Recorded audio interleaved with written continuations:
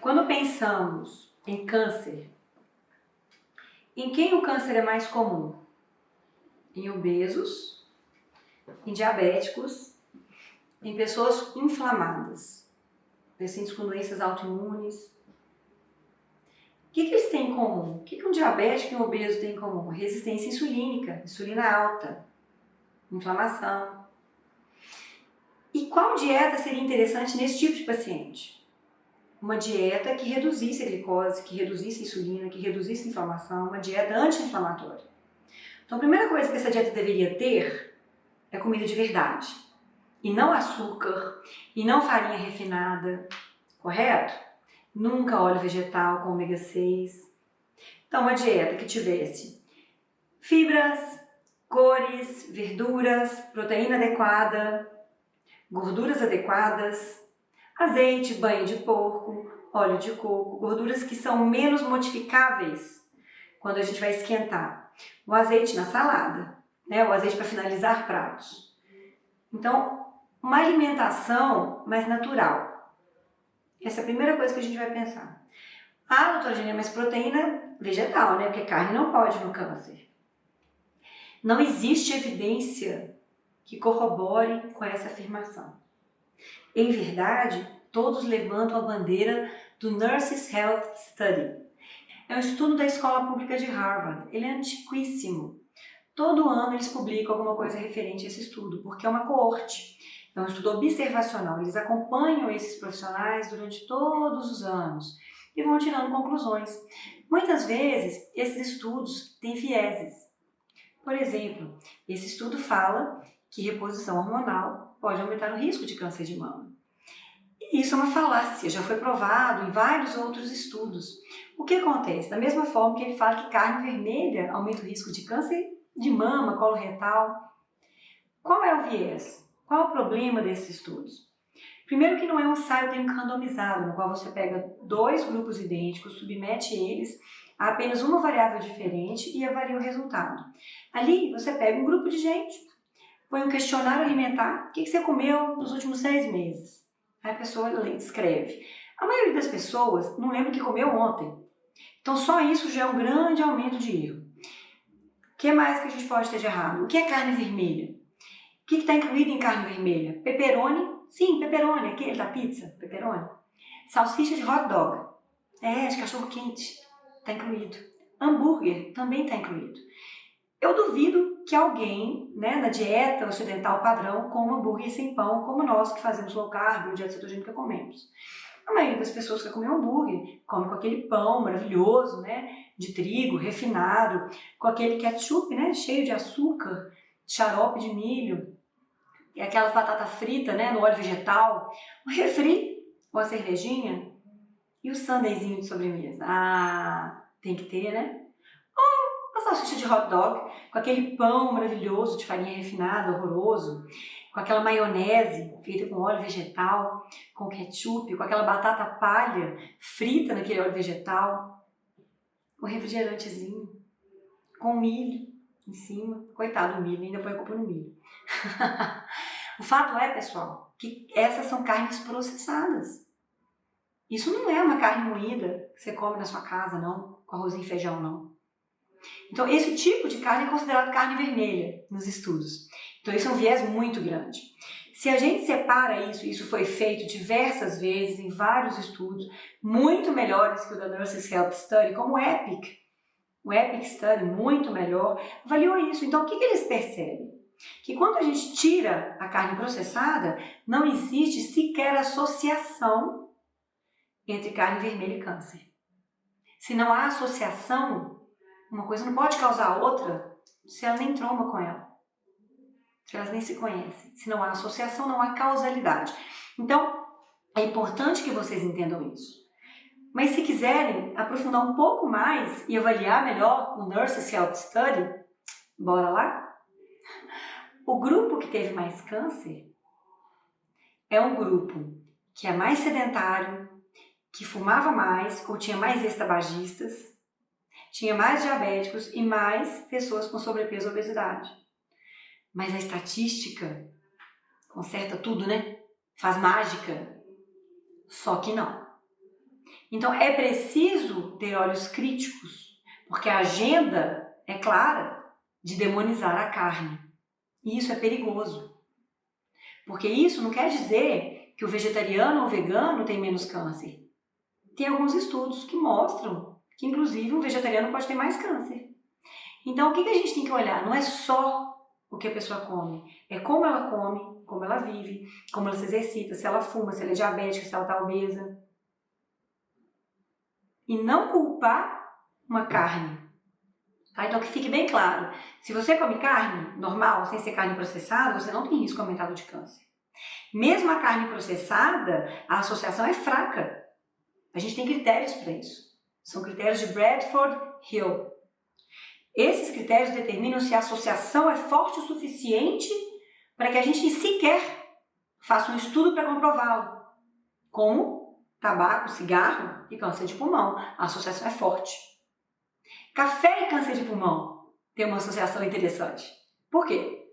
O café causa câncer de pulmão? Não, né, pessoal? Mas geralmente quem fuma gosta de um cafezinho. Olha o viés, é um fator de confusão. O que falta para essas pessoas e para esses médicos, na minha opinião, é estudar um pouco mais de saúde baseada em evidência. E não se apaixonar por teorias. Ter um espírito mais científico, menos apaixonado por uma vertente apenas. Falta de questionamento, autoquestionamento. E também os médicos que leem os estudos precisam um pouquinho mais de robustez na formação acadêmica deles. Que eu acho que falta também na nossa faculdade um pouquinho mais de formação acadêmica nesse aspecto. Bom, dito isso, então a carne não é problema. Tem que ser uma dieta com comida de verdade, pode sim ter carne, pode não ter, tá? Algumas dietas para câncer, depois eu posso falar disso, não necessariamente vão ter carne, tá? Mas ter a carne não é a questão. O que mais que tem que ter uma dieta? É uma dieta que tem que controlar a glicose. Por quê, Janaína, que você está falando isso? Porque os estudos mostram que o descontrole da glicemia, da glicose no sangue, aumenta o risco de metástase, diminui a resposta ao tratamento quimioterápico e radioterápico, aumenta a recidiva tumoral, depois que a pessoa já tirou e está curada, em remissão, e aumenta a mortalidade. Em todos os tumores no qual isso foi estudado, a literatura é vasta sobre esse assunto, podem procurar, inclusive, e tudo em humanos, tá, pessoal? Tudo em humanos. Inclusive, durante a internação hospitalar na qual o paciente vai ser submetido à cirurgia, o controle da glicemia interfere na recidiva depois e na mortalidade. Por que a gente não vê ninguém falando sobre isso? Por que os oncologistas falam para o paciente, você precisa engordar para a sua cirurgia, porque depois você vai perder peso? O que eu como, doutor? Não, come o que você quiser, só não perde peso. Será, pessoal, que a gente quer isso para os nossos pacientes? Muitos pacientes com câncer já são diabéticos. Mesmo se não fossem, mesmo em não diabéticos, o controle da glicemia é importante. E não é a glicemia de 200 que atrapalha, não. É a glicemia de 140. Que muitas vezes o pessoal nem olha, né, a glicemia no hospital de paciente que não é diabético. Então, falta um pouquinho de estudo maior na literatura científica atual. Isso é atual. A cada ano são publicados mais estudos mostrando como os tumores têm uma flexibilidade metabólica, como que eles usam açúcar, como que eles usam gordura, como que eles usam alguns aminoácidos, que são os componentes das proteínas, não necessariamente animal ou vegetal. Então, a gente precisa procurar uma dieta de comida de verdade, anti-inflamatória, que seja boa para controlar a glicemia. Será que uma dieta com pão de sal, que é servido para os pacientes oncológicos, e biscoitinho de água e sal, é uma dieta adequada?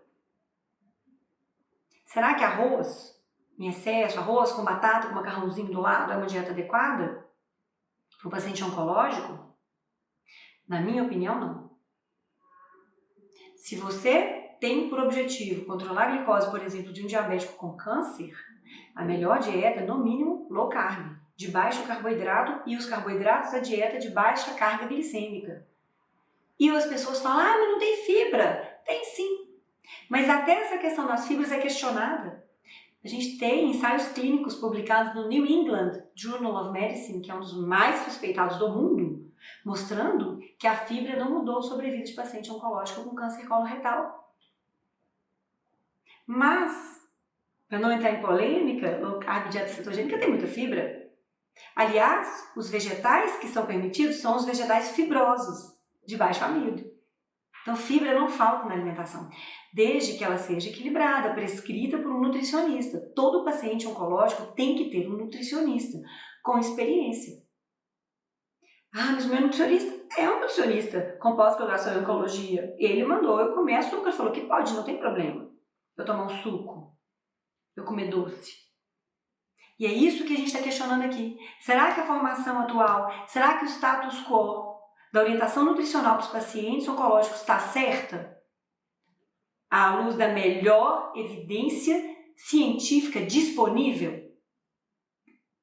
Eu questiono. Na minha opinião, não. Eu sou endocrinologista, eu trabalho com diabéticos há muito tempo. Eu tenho 22 anos de formada, eu formei em 2003. Experiência para tratar diabético e qual a dieta que controla melhor a glicose, eu tenho. Eu vejo isso todos os dias no meu consultório. E eu garanto para vocês que uma dieta de baixo carboidrato controla a glicemia muito mais.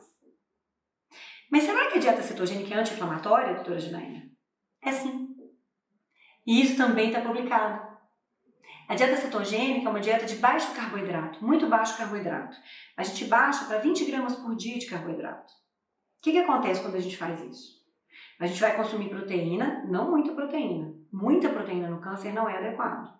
Tem que ser proteína adequada para o paciente não perder massa magra. Manter a massa magra. E o resto é gordura. Gordura boa. As pessoas pensam em dieta cetogênica, só pensam em banha de porco e torresmo.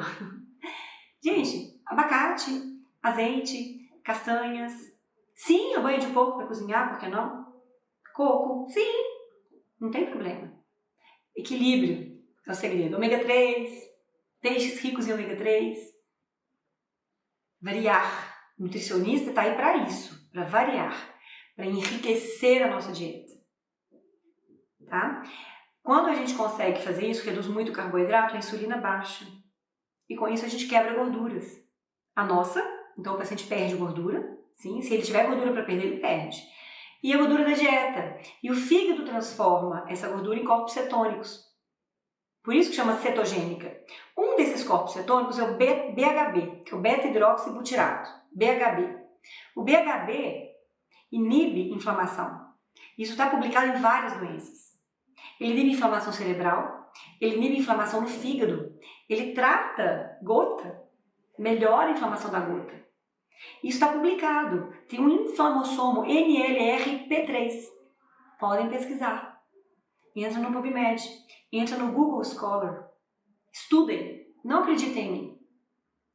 Coloque potencial anti-inflamatório do beta-hidroxibutirato. Vocês vão ver como a dieta cetogênica é anti-inflamatória. A dieta cetogênica reduz marcadores de risco cardiovascular em diabéticos. Isso está publicado. A gente tem meta-análises recentes mostrando que a dieta cetogênica é a que melhor controla a hemoglobina glicada dos diabéticos. E aí vem o medo, né? Pueril.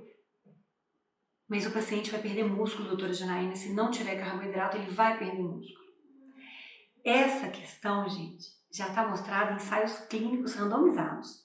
A gente tem uma série de estudos, está no Clinical Trials, chama KetoComp, com K, Keto, C-O-M-P, KetoComp. Pesquisem. Em todos os tipos de tumores foi avaliada a composição corporal dos pacientes submetidos à dieta cetogênica. E o que eles perceberam? Que os pacientes que foram acompanhados em dieta cetogênica, comparados aos que não fizeram a dieta cetogênica, retiveram mais massa magra do que os que não fizeram. E também na quimio e na radioterapia.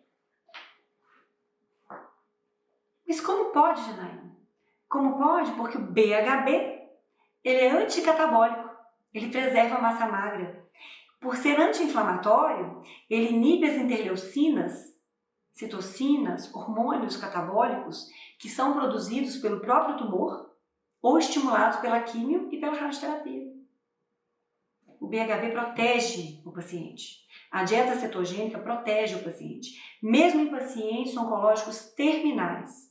Os estudos mostram que pacientes oncológicos terminais vários estudos que foram feitos, eles tiveram melhor qualidade de vida na dieta cetogênica, melhor disposição, menos compulsão com doces e melhor retenção de massa magra.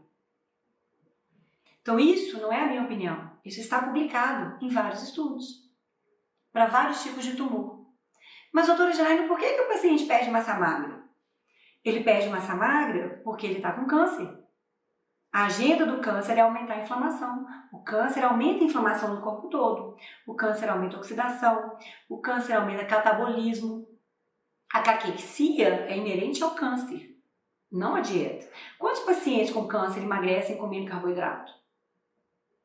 A maioria. Não depende do carboidrato. Depende da gravidade do câncer, do tipo de câncer, do tipo de quimioterápico. E não é só porque vomita ou não vomita, ou quimioterápico. O remédio pode causar perda de massa magra. O enjoo, o gosto metálico que os pacientes têm, a perda de paladar, faz os pacientes ficarem inapetentes. Eles vomitam, eles têm diarreia e isso faz perder peso. A cirurgia, o procedimento cirúrgico em si, as 2-3 semanas depois da cirurgia fazem perder massa magra, porque o ato cirúrgico em si gera uma reação plurimetabólica ao trauma. A gente estuda isso na faculdade, gente. São produzidos hormônios, catecolaminas, noradrenalina, cortisol. Tudo isso faz perder massa magra e aumenta o risco de metástase. E uma dieta anti-inflamatória poderia ajudar.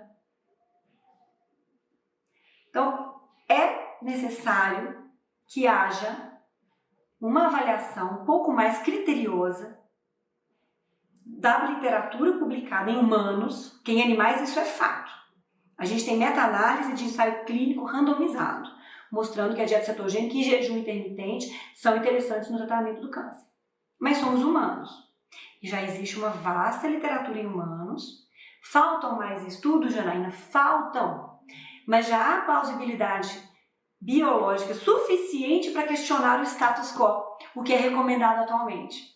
E para que sejam retiradas das cartilhas publicadas pelos órgãos reguladores que retirar carboidrato ou reduzir carboidrato faz perder massa magra. Porque isso já está provado. Já tem estudo em humanos, já tem ensaio clínico, em vários tipos de tumores, em pacientes em estágio terminal. É preciso acabar com o preconceito. É preciso que os médicos abram a cabeça e voltem a estudar. E não só repetir a mesma coisa ano após ano. A gente não precisa fazer uma dieta cetogênica hipocalórica com jejum no paciente caquético. A gente pode suplementar aminoácidos. Isso já foi testado. Pacientes em dieta cetogênica que suplementam aminoácidos, blend de aminoácido, 10 gramas uma vez ao dia, durante a radioterapia, perdem menos massa magra do que pacientes que fazem uma dieta padrão recomendada. Isso está publicado.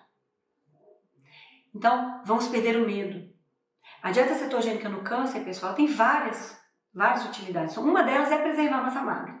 A outra é melhorar a disposição e os níveis de energia. A outra é diminuir a inflamação sistêmica, a inflamação do paciente. A outra é potencializar a ação da radioterapia no tumor, enquanto a gente protege o tecido são, porque a gente está restringindo a glicose para o tumor. A gente nunca vai restringir totalmente, porque o nosso fígado produz glicose pra caramba. Tudo que nós precisamos, o fígado vai produzir. Isso é importante que você saiba, porque isso é fato. Isso está no Guyton. Todo mundo sabe disso. E o cérebro, pessoal, precisa de muito pouca glicose. A glicose que o cérebro precisa, o fígado produz. Inclusive, o cérebro prefere BHB, prefere cetonas à glicose. E uma molécula de BHB gera mais ATP, que é a nossa moeda de energia, do que uma molécula de glicose. E isso está publicado. Não tenham medo de fazer uma dieta de baixo carboidrato. Não tenham medo de fazer uma dieta cetogênica, desde que o profissional seja um profissional experiente, que sabe o que está fazendo.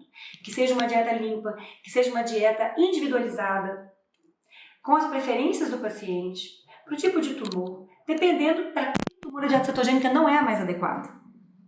Hoje a gente tem a dieta de baixa metionina também, que é uma dieta sem proteína animal. Uai! Mas não falou que não tem problema a carne? Não, não tem. Mas quando a gente manipula nutricionalmente uma estratégia, Tirar um aminoácido ou outro pode sim ser interessante. E o importante é ciclar. Porque mesmo uma dieta cetogênica, ela pode funcionar por um tempo e o tumor se adaptar. Porque o tumor tem a flexibilidade metabólica. Podem pesquisar flexibilidade metabólica dos tumores. Tem muita literatura interessante sobre o assunto. Além disso tudo que eu falei, a dieta cetogênica ela pode ser sinérgica com quimioterapia. Ela não atrapalha a quimioterapia. E nós temos já, por exemplo, em câncer de mama, em mulheres com câncer de mama, a dieta cetogênica reduz o tamanho de tumor e aumenta a sobrevida. Teve um estudo com mulheres com câncer de mama, eles dividiram em câncer de mama sem metástase e com metástase. A dieta cetogênica sozinha nos pacientes sem metástase teve eficácia na redução do tamanho tumoral e na sobrevida. Quando tinha metástase, a dieta cetogênica sozinha não resolveu. Que é uma coisa que é importante que fique claro. Uma dieta apenas não faz verão, gente. Não vai curar o câncer. Se fosse tão fácil, né? Mas ela pode ajudar. E a primeira coisa que a gente tem que se perguntar numa intervenção que a gente faz é first, no harm, né? Prima non nocere, não fazer o mal. Nós juramos isso quanto médicos. Então é importante que tenha segurança. A segurança já foi estudada, ela é segura. Ela é segura em pacientes terminais. Ela melhora a qualidade de vida. Ela é eficaz? Ela é eficaz para muitas coisas. Ela é mais uma pressão que a gente faz no tumor. Ela preserva a massa magra, ela protege os tecidos sãos da rádio e intensifica a lesão da rádio no tecido tumoral. Entre várias outras coisas. Então, vamos estudar mais. Vamos enxergar a dieta cetogênica como mais uma ferramenta. Por que não? E vamos parar de dizer inverdades, pseudociência, sobre coisas que já estão publicadas, já tem evidência robusta, suficiente, pelo menos, para contestar várias afirmações que são feitas hoje em dia.